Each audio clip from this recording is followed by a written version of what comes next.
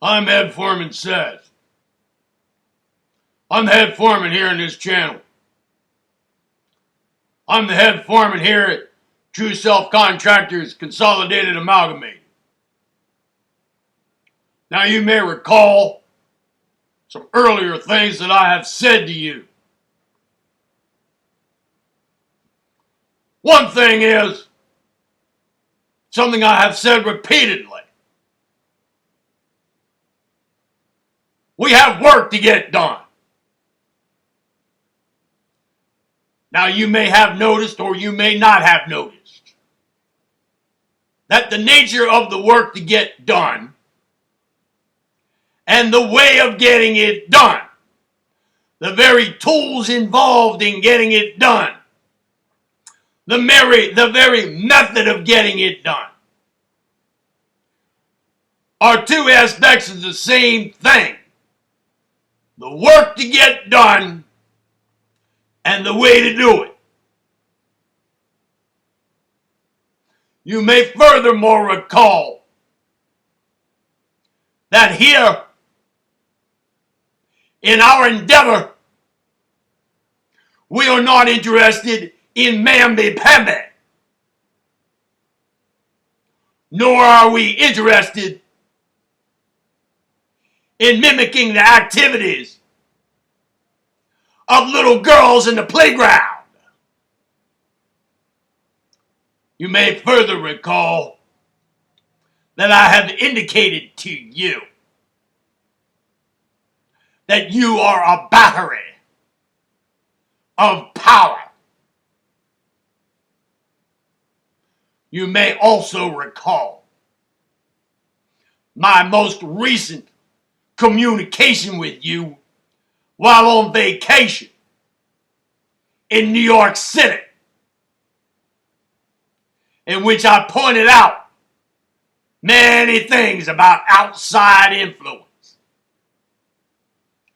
regarding how this city of New York works, and in relation to that, how this whole planet works with respect to mental influence. And I furthermore pointed out at the same time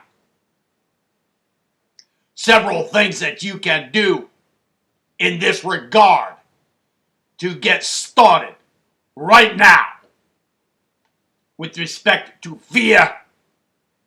Yes, fear. And with respect to establishing a resistance to such influence. Now, if you'll give me a moment here,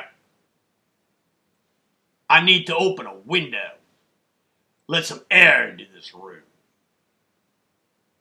Just give me a moment.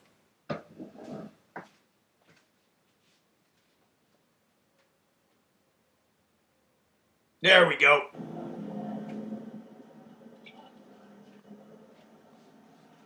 All right. With that having been done,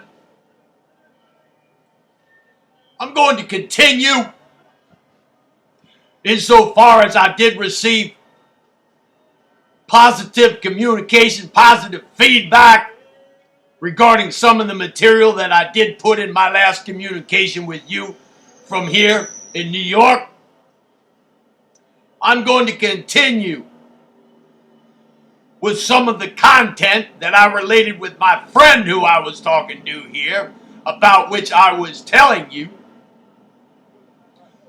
Some of the content from William Walker Atkinson's Mind Power. Some further steps you can take along these lines to which I just alluded.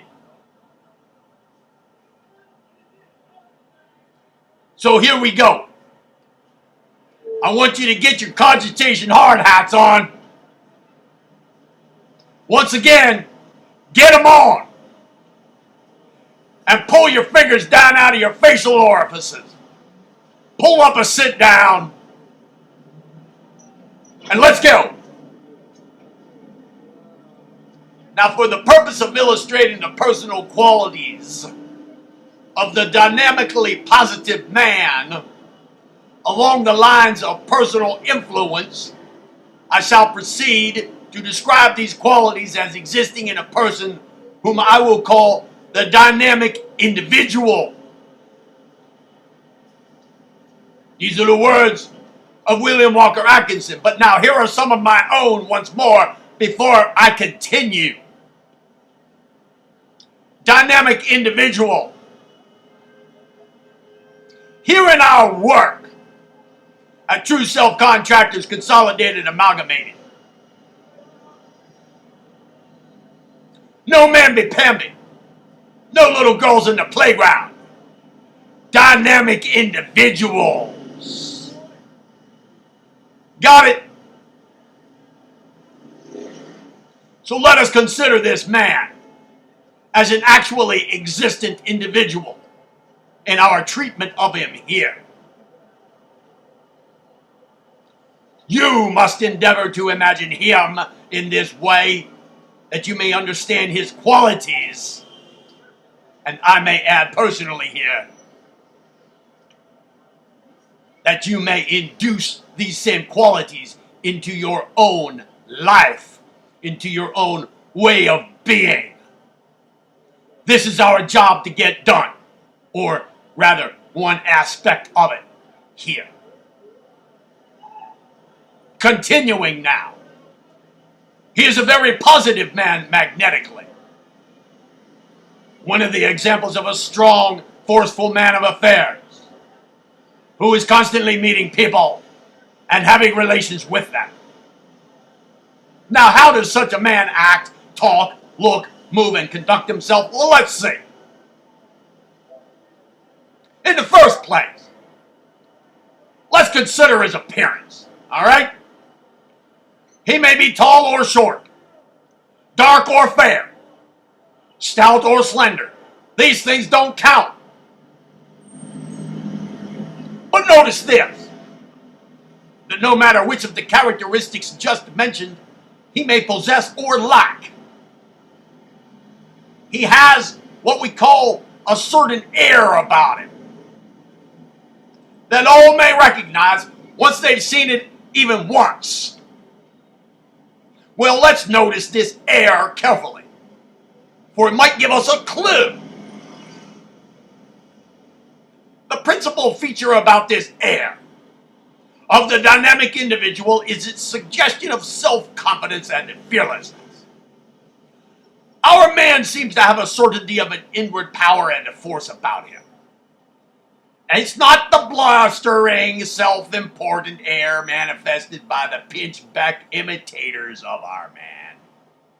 No. But a calm, contained, poised consciousness of strength and self-confidence. Our man, he seems to feel that there is something in him that gives him the strength and firmness unknown to the majority of people.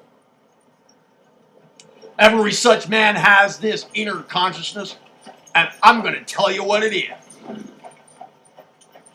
As I said in the first chapter, this is William Walker Atkinson speaking of his book Mind Power, from which I am currently reading for you. There exists in nature a universal dynamic mental principle. In this principle, each individual is a center of power. This dynamic principle, in its outward manifestations of one pole of its energy at least, resembles a universal will. That is, while its inner nature cannot be known, yet in the outer aspect of one of its poles of energy, it resembles a universal will in operation everywhere. And so we are justified in thinking of it as universal will power. The more positive a man becomes in dynamic mentation, the closer does he become in contact with this universal will. And the closer he is to this universal will, the more positive does he become. It is a case of action and reaction. To him that hath shall be given applies in this case. The quality of dynamic positivity draws one to the universal will, and the nearness to this will renders one more and more positive.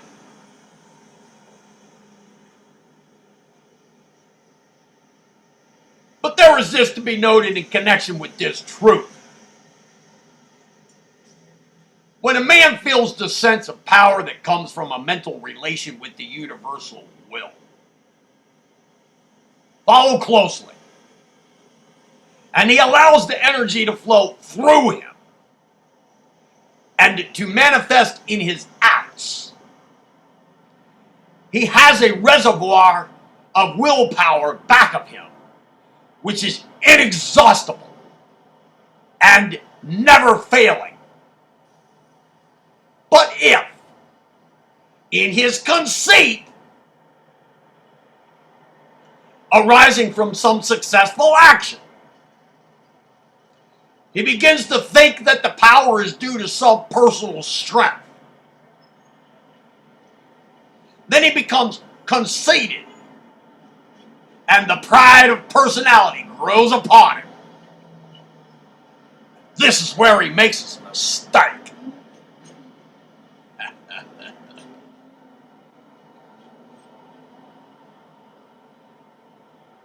His mistake. By this personal view of the matter, he fences himself off from the universal will and limits his force to that portion which is locked up within his own mind, induced there by the will of the universe. Such a one separates himself from the source of power and puts up a barrier between himself and the universal supply. This is in accordance with the inner teachings of the great schools of occultism, guys, and which teachings agree perfectly with the latest theories of modern science. There is a great ocean of universal will in which we are but centers of activity. And if we will but open ourselves to the power and will contained therein, we will have an unfailing store of power upon which to draw. Well, let's pause for a moment. Let's see what forces are combined in this active mentative center. In the first place, we see that the dual aspect of the mind power manifests itself always. That which we have called the desire force and that which we have called the will power appear as the two mentative poles. You know this well. But here is an aspect of the matter that I have not brought out before myself. And Foreman says, I allude to the resemblance of the two phases of mind power, those being desire force and will power, to the physical phenomena of magnetism and electricity, respectively. So here we go. Desire force, like magnetism, manifests in a drawing, pulling, attracting power, while will power, like electricity, manifests in a pushing, compelling, driving power. Desire force, like magnetism, tends to draw things inward and to itself, while willpower, like electricity, tends to drive things outward and away from itself. This dual manifestation of energy is seen all through nature, in all of its manifold forms and conditions. There is ever the drawing into a center, and there is ever the pushing outward from the center. And this law manifests upon the mental plane as well as on the physical plane. Oh, we've heard much of people being magnetic. That is, having the power to attract persons to them. But that's merely one phase of the operation of dynamic mentation, folks. We do not hear so much about people being electric. And yet the term is just as proper and applicable as is the term magnetic. Electric people are the people in whom willpower is strongly developed and manifest. These people get after others and make them do things. They are the active, energetic, forceful men and women who get behind things and push them along. All great leaders possess this phase of energy to a marked degree. The mere mention of the matter to you will cause you to think of instances of people who possess mentative electricity. Perhaps you will even think of me in this regard. There are men who are able to make the crowd around them do their bidding. They are able to work their will upon the mass of people. These men are seen to possess a strange power, but very few understand it. I want you to understand it. It is entirely different from the fascinating, alluring, charming, attractive personality of the magnetic man. For it forces and compels by sheer force of character and will, instead of drawing and attracting. You will see why I have spoken of these two phases as masculine and feminine, respectively, elsewhere, when you consider their different manner of manifestation, says Atkinson. But, while both of these forms of power, the magnetic and the electric, have their strong points and advantages, I hold that the highly developed individual must have both of these phases developed highly. In short, instead of being merely very magnetic on the one hand, or very electric on the other hand, the ideal man must be electromagnetic. In other words, he must have both sides of his mentative energy highly developed and in full operation. In this way, he is able to manifest a combined influence which will make him a very giant of dynamic mentation, a dynamic individual. Not a little girl running out in the playground. Not standing around with his fingers in his facial orifices, I may add. Continuing, I would advise all who wish to become dynamic individuals to cultivate the mental image of the universal will. Think of it as a great ocean of willpower in which you live and move and have your being. Feel yourself in touch with it.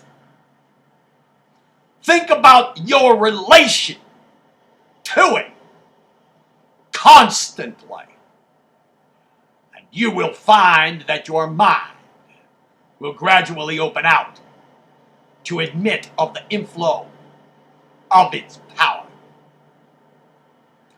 And when you learn to know the real source of power, then you will no longer deceive yourself and attempt to shut off the flow of the universal will by erecting petty personal barriers of conceit, and I may add, of false ego. This inner consciousness of the dynamic individual, especially if he understands his true nature, will react on a man's personal manner and appearance and cause to manifest in him that calm, serene, positive air of power, of will, and strength that the great leaders of men always possess. And that air is in itself a mighty suggestion to others. For the world has learned to associate it with power and ability. Just as the feeling manifests itself in action, so will the outward action tend to induce the inward feeling. If you will endeavor to imitate and reproduce the outward carriage, manner, air, and demeanor of this dynamic individual, you will have taken a step toward inducing a corresponding mental state in yourself. But do not remain satisfied with that. No. Go right to the fountainhead and receive your power direct from the universal will. But there's something else. Something else about the dynamic individual which is different from willpower. The will is a cold, keen, powerful force, devoid of color.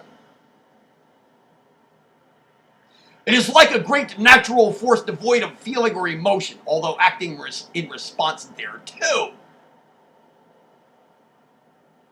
What other great force is manifesting strongly in our dynamic individual? Huh? Is it desire force? Yes. That is the other great force within. Desire force. No matter how strong a will a man may have, even though he gets into closest touch with the universal will, he will accomplish nothing unless he be possessed of a developed desire. One must want to do things before he wills to do them. One must want to do things. Let's see what this desire force is.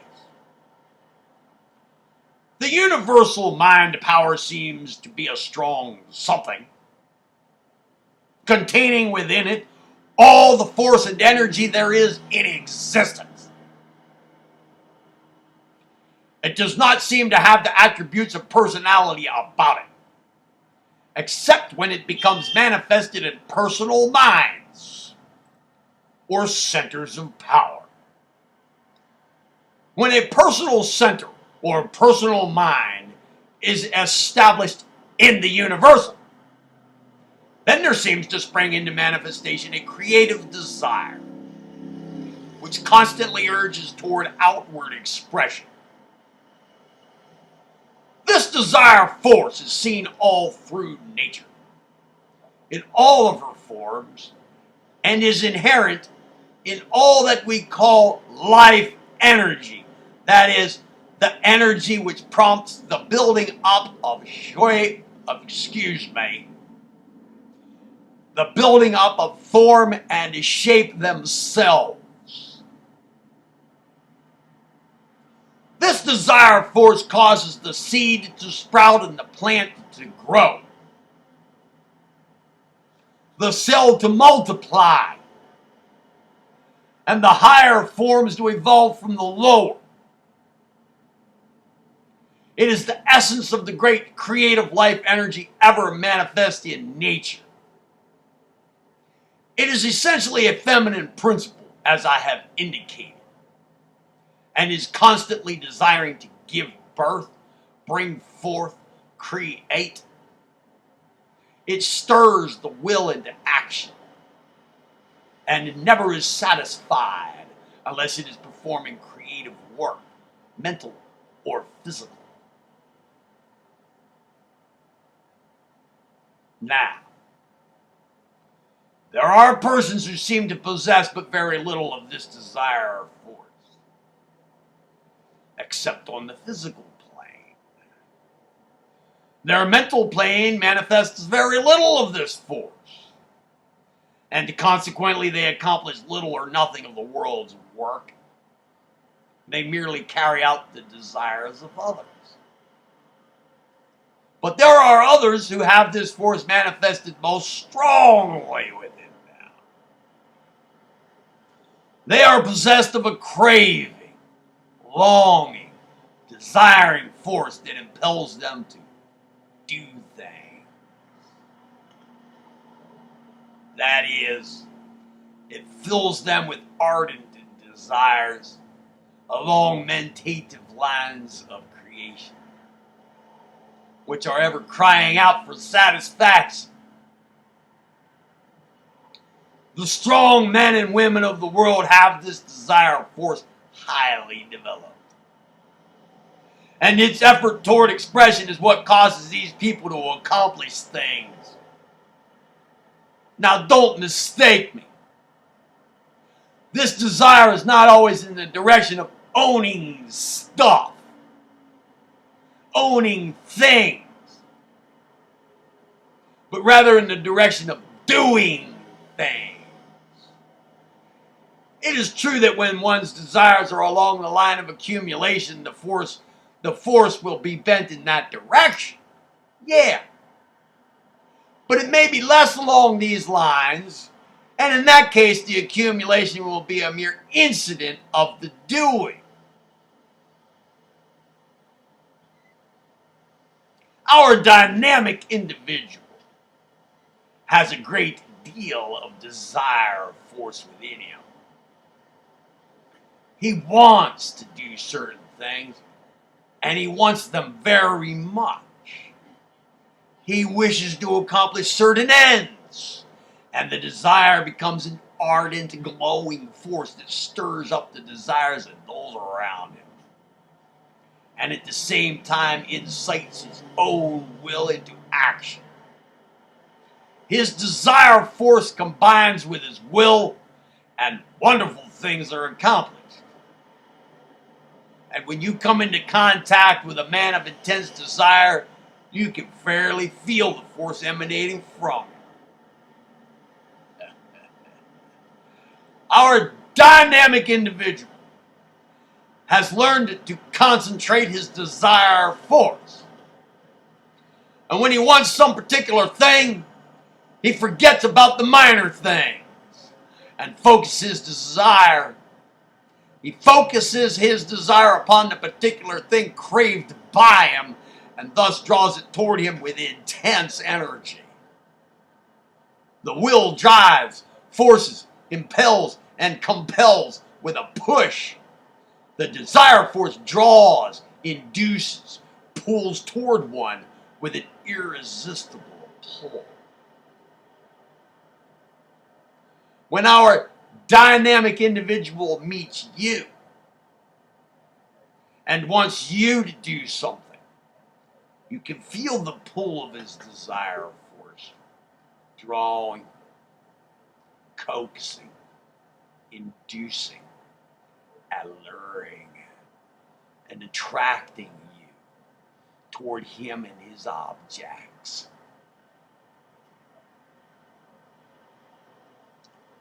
One who wishes to do things should keep the flame of his desire burning bright. He should continually pour upon it the oil of suggestion and place before it the lantern slides of the mental images of the thing desired. If you will study the man of strong desire, you will see that he draws everything toward him that he wants. He has a pull upon things and leaves nothing undone in the direction of his want. He is hungry and he is thirsty with desire. And he seeks satisfaction wherever it may be found, his wits being sharpened by the intensity of his desire. And he draws people to him by the very strength of his desire force. You will find that people will instinctively fall in with the suggestions and the urgings of the strong desire man. People, as a rule, are drawn rather than pushed or forced into a thing. This seductive, drawing, charming, fascinating force of men is that of desire force, not of willpower. Yes, again I say to you that he who would succeed must of necessity keep his fire of desire burning bright and fierce, else it will not awaken into action his own will, nor stir desire in others. We talk much about willpower and its possession, but the majority of men fail because they do not desire things hard enough. They must want things the worst way, and they will bend everything toward getting them. This is true in the case of both good and evil desires, guys. The law is the same in both cases and operates along the same line. We are acquainted with the disastrous consequences attendant upon the possession of evil desires. And we have seen many instances of the harm wrought upon others by reason thereof. But did you ever stop to think that the same degree and intensity of desire turned in the right direction would accomplish wonders of good works? If you will put into your plans of proper attainment and aspiration the same degree of energy that the evil man puts into his schemes of selfish gratification, you will be able to move mountains of difficulties. This desire force in the dynamic individual is that which causes us to feel that he wants this thing and he's going to have it. You know the feeling. If you have come into contact with strong men, and they draw their own to them by the exercise of this elementary force of nature, they learn that by mentally drawing to themselves a supply of the universal energy, they are enabled to transform it into desire force as well as willpower. The emotive pole is charged as well as the motive pole. Both draw from the same source, and both have a constant source of supply, and both may manifest a wonderful degree of this transformed energy in the shape of willpower and desire force.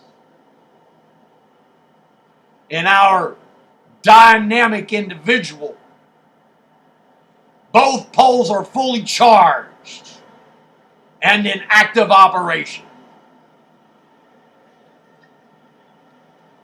Now, I've said enough about the theory of the dynamic individual.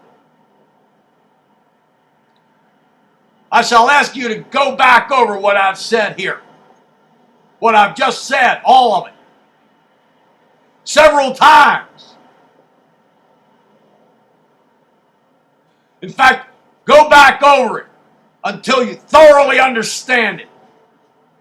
Get your fingers pulled down out of your facial orifices and do it until you thoroughly understand it all.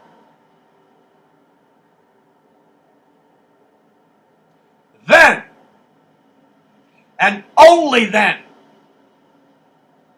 I shall take you on the practical work and exercises calculated to develop in you the qualities of that dynamic individual, that you may take further steps than you already have taken toward being the same. Taking it for granted now that you have carefully considered what I have just said to the point of a thorough understanding, I ask you to perform the following exercises. Number 1, in order to realize the reality of the statement that you are a center of mind power, you must first enter into a realization of the existence of a great ocean of mind power itself. The thing in itself, mind power, a great ocean of mind power. Don't pass over this lightly. Oh no. It is most important. You must begin to create a mental picture. Yes, a mental picture, guys, of the universe as a great ocean. Of what? Of living mind power. Vibrating with life and force and power. Endeavor to make this mental picture so clear that you can see it with your mind's eye, and until it becomes a reality to you.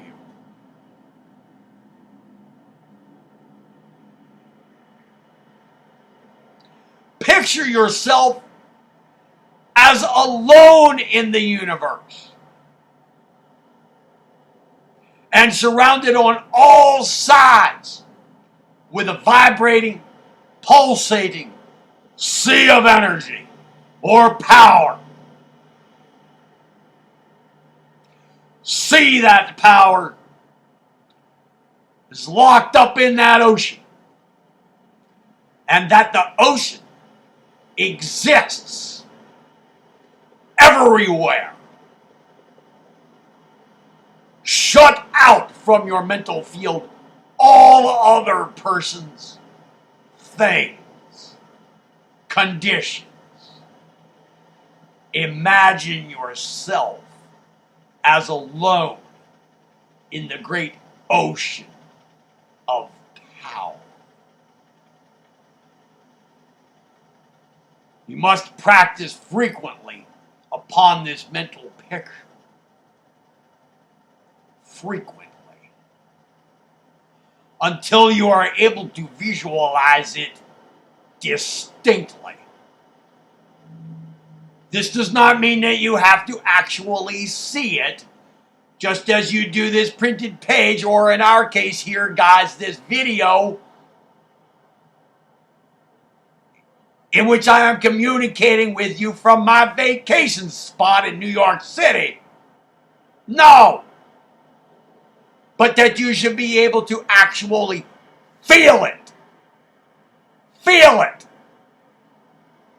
Feel it. Feel it. Feel it.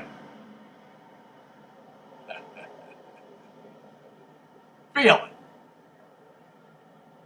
What did I just say? Feel it.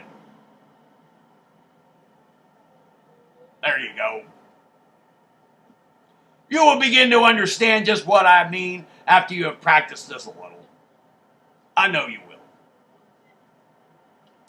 This great ocean of mind power must become real to you. And you must practice it until it does so become. The importance of this exercise may be understood when I tell you that it will be impossible for you to manifest more than a moderate degree of power until you are able to realize yourself as a real center. Impossible. And it will be impossible for you to realize yourself as such a center until you realize the existence of the ocean of power itself. How can you think of yourself as a center of power in an ocean of power until you realize the existence of the ocean itself?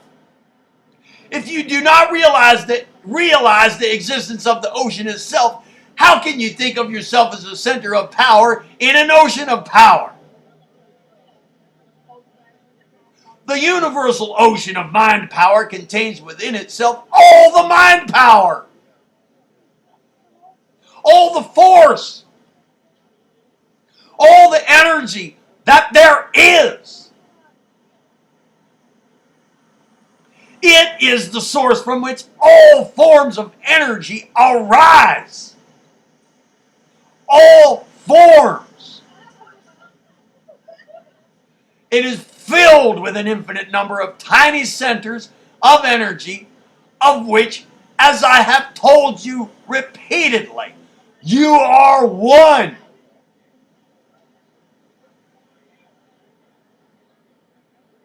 And in the degree that you draw upon it for strength, so will you receive strength. By all means, endeavor to clearly visualize this great mind power ocean. For it is the source of all the force with which you are filled and which you hope to acquire. Enter into this great realization. Guys, friends, for it is the first step to power.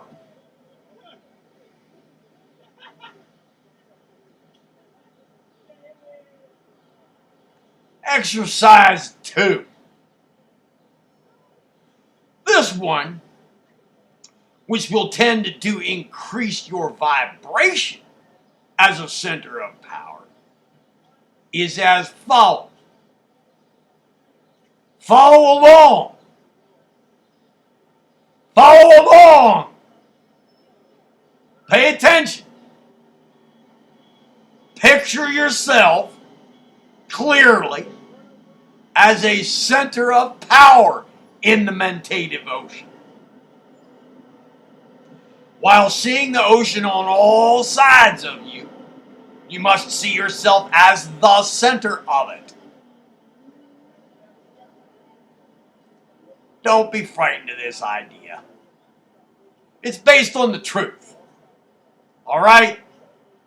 The highest occult teaching informs us that the great mentative ocean has its center everywhere and its circumference nowhere. Okay? That is, that being infinite in space, there is no finite spot that is really its center. And yet, on the other hand, every point of activity may be called its center. Being extended in every direction infinitely, its circumference is non-existent. Do you get it? Therefore, you are most certainly justified in considering yourself as the center of the ocean of mind power. All right? Every dynamic individual is such a center, and each has his world circling and revolving around him. Yes! Yes! Yes!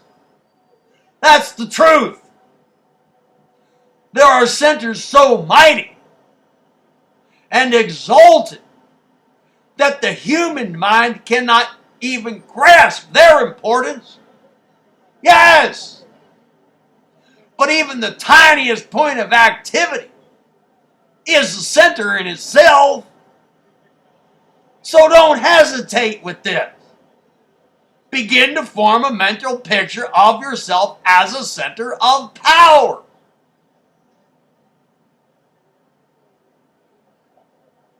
Practice this exercise until you can clearly feel yourself as a center of power. You must learn to think of yourself as a focal point of force in the great ocean of mind power. Just as the great body of electricity manifests itself in tiny points of activity, so does mind power express itself in you, who are a point of activity within itself. In urging you to perfect yourself in this realization, I would impress upon you the fact, known to all advanced occultists, that in the measure of your realization of this mighty quality of the ego with a big E, the true self, in the measure of your realization of this mighty quality of the ego will be the measure of the power possessed by you. All of the strong men of our times and of all ages have had this realization intuitively or instinctively. That is, although they may not have known the philosophy or the science of the matter, they have felt this sense of power of the ego in themselves, which gave them the confidence to do things and the willpower and the desire force to carry out their undertakings. It is this feeling of inherent strength that makes men strong and successful and positive. And this feeling and realization may be developed and unfolded within anyone, providing, of course, he wants it sufficiently. By the exercise of your desire and will, you may build up this realization of power. And in the building up, there will come to you a constantly increasing stream of desire and will. All right? In the measure of your expression will be the measure of your impression from the source of all positive impression.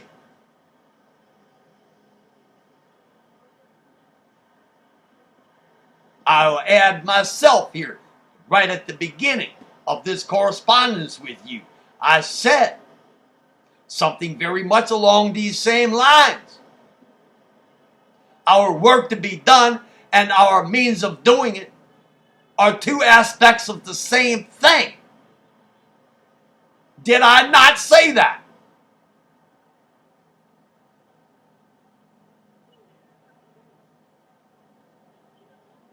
Exercise 3.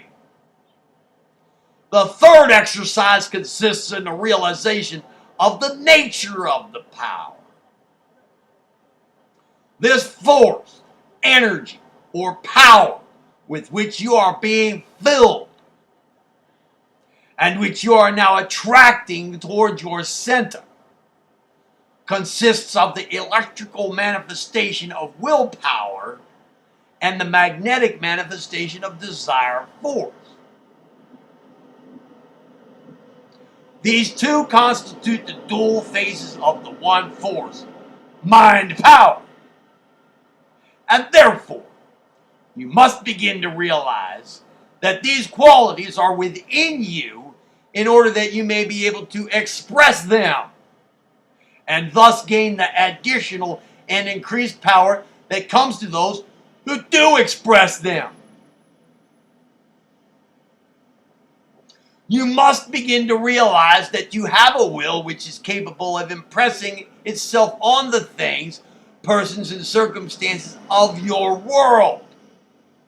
And you must begin to realize that you have a desire which attracts to you the things, people, and circumstances of your world, and which, in fact, draws to you the very material from which your world is made. When you realize this dual force within you, it will begin to express itself automatically. The act of realization causes the mental machinery to begin to work smoothly and effectively. Therefore, picture to yourself this dual force within you. See yourself as influencing and acting upon the world around you. See yourself as a power in the land. And also see yourself as an attracting force, drawing to you that which you need and want and require, consciously and unconsciously. Picture yourself as a dynamic individual.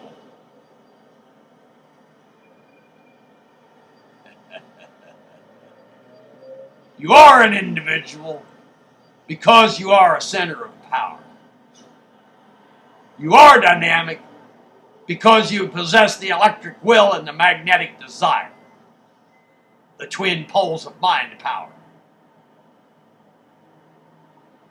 Carry with you this thought constantly and repeat it often to yourself, and you will find it a source of power. It a source of power. You will find the power pouring into you when you say or think it. When you feel weak or when you feel the need of additional power, use this statement of power. I am dynamic. I am dynamic. I am dynamic.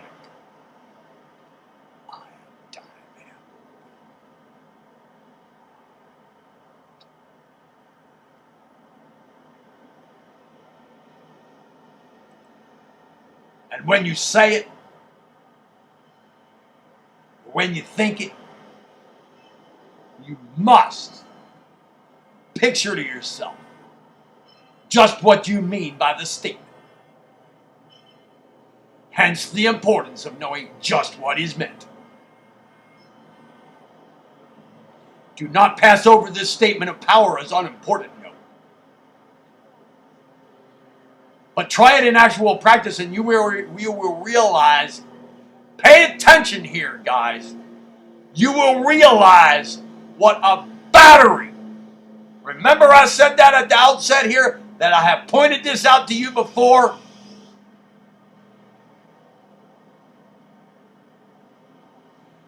What a battery of power you have become.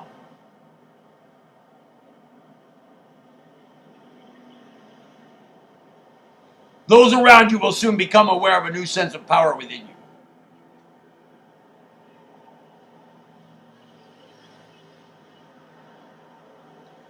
Keep this statement of power to yourself. Keep it to yourself. Do not invite the ridicule of those around you by telling them the source of your power. No. Do not bother about them. If they are individuals themselves, they will understand without being told. And if they are not, all the telling in the world will not make it clear to them. No. Hoe your own row and mind your own business. Let them do the same. No one can build up his individuality except from within anyway. And each must work out his own salvation and climb the ladder of attainment for himself. All right? And the sooner that people learn this, the better will it be for all.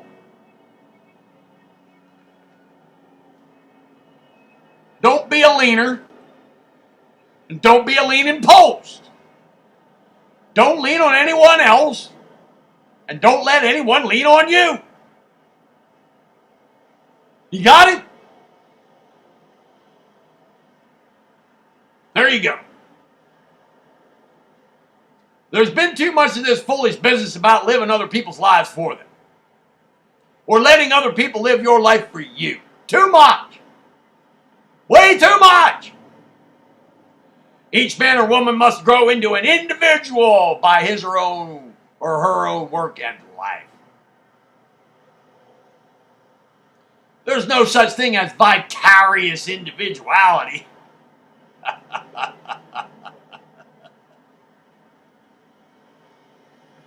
Don't be afraid to assert the I.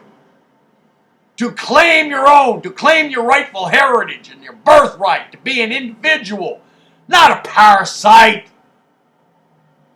A parasite. Don't be afraid to shake off, trim off the parasitic persons that have encumbered your own unfoldment toward individuality. I'll add here myself, guys. When I speak of parasitic persons that have encumbered your own unfoldment toward individuality, I refer you back. I refer you back to my motivating speech that I first gave you here.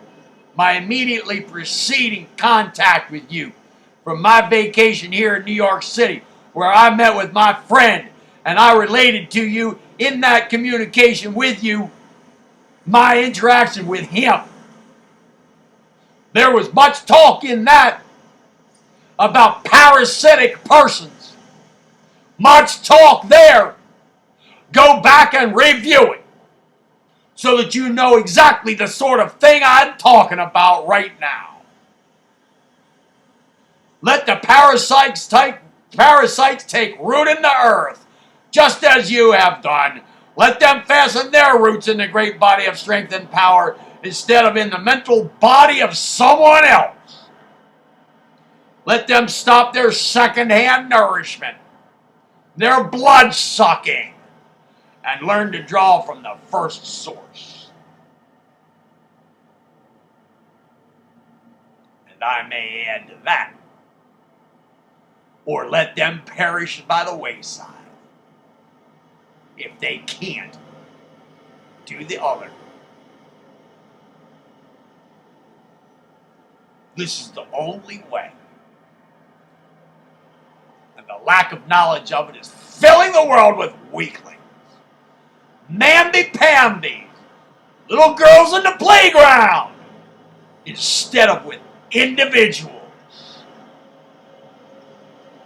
Therefore, think of these things and hold them well in mind.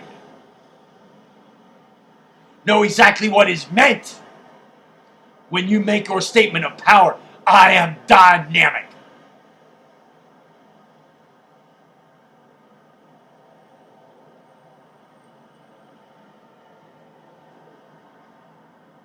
In considering the qualities that go to make up the person whom dynamic mentation is likely to be strongly developed, I just mentioned the following. Number one is physical well-being.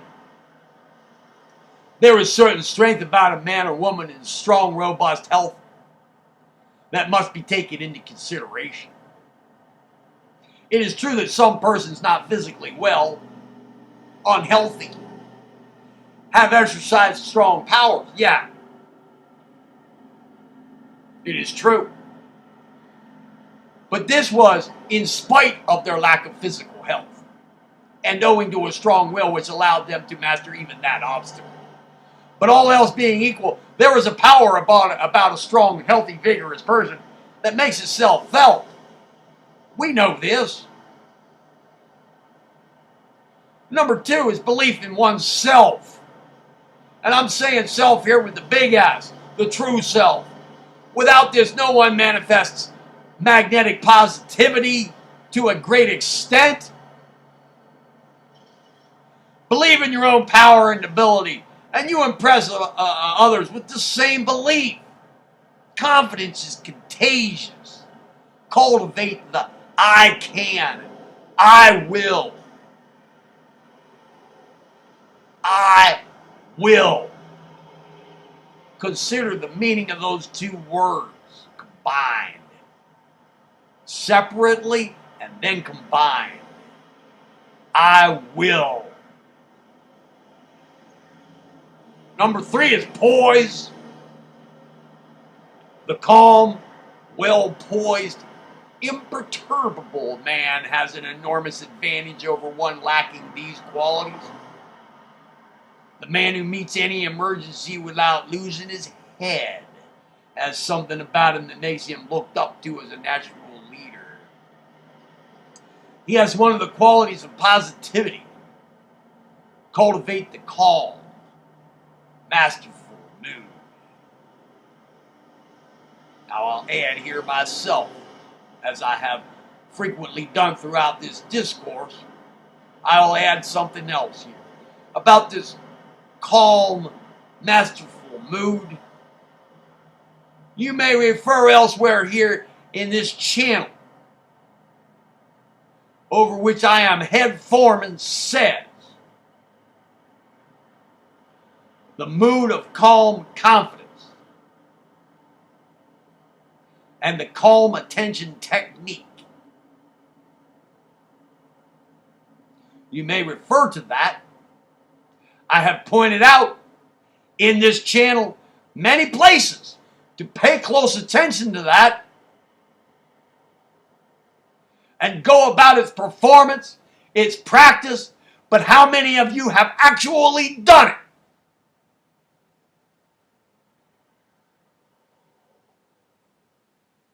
Here again, cultivate the calm, masterful mood.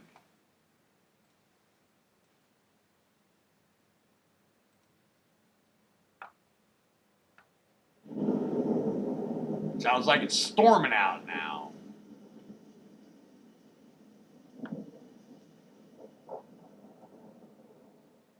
Where'd the traffic go?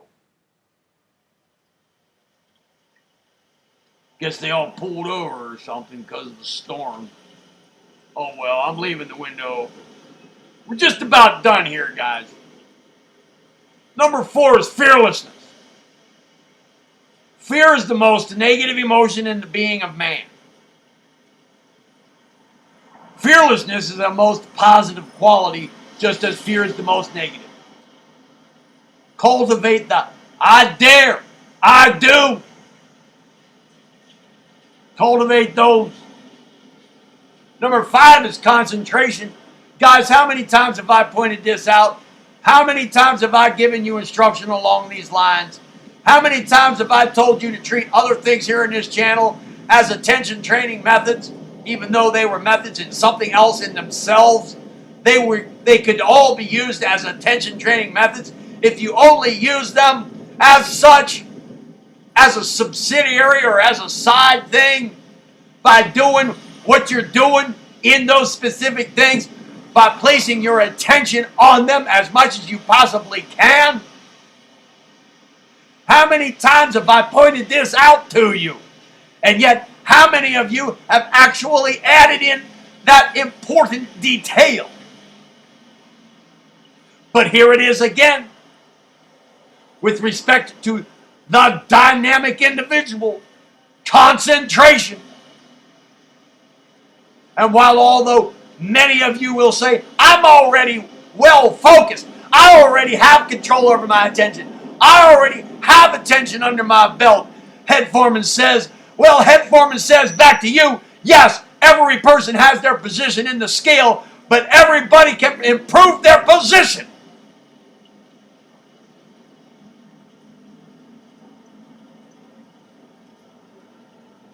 You let your false ego get in the way and say, Head Foreman says, I don't need to work on that.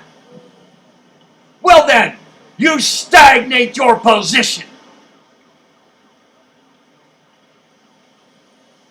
You might even lose a little bit of it. Downslide. Concentration. This one-pointedness One-pointedness focuses the willpower upon the object. Do one thing at a time and do it with all the power there is within you. And finally, fixity of purpose. You must learn to know what you want to do and then stick to it until it is done. Cultivate the bulldog quality. It is needed.